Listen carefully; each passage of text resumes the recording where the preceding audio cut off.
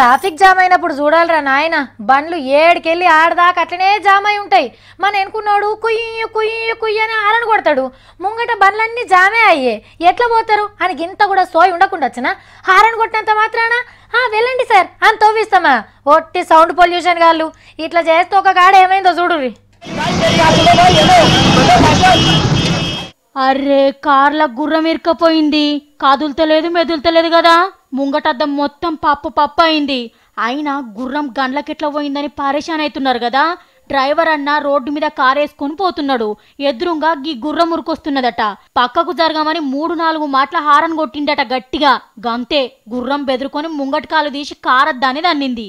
అదునుకు car అట్లనే ఉరికే వరకు అండ్లనే ఇరుక్కుపోయింది. కారు డ్రైవర్ అన్నకు గుర్రానికి బాగానే దెబ్బలు తగిలినాయట. పాపం నోరు లేని జీవి, దానికేం తెలుసు చెప్పుండ్రి. ఇట్లా శానా షేపు గోసదీసింది. పబ్లిక్ అంతా బాగానే తిప్పల పడుతున్నారు బయటికి తీస్తానికి. కానీ అదేమన్నా ఎలక పిల్లనా కుక్క పిల్లనా? గుర్రం కదా. అటు చేసి ఇటు చేసి డోర్లు వాళ్ళగొడితే అప్పుడు వెళ్ళిందట బయటికి. రాజస్థాన్ రాష్ట్రంలో జైపూర్లో జరిగింది గిది. అందుకే చెప్తున్నాం, రోడ్ల మీద పసులు అడ్డం వస్తే జరసేపు ఆగి పక్కకెళ్ళి పోండ్రి.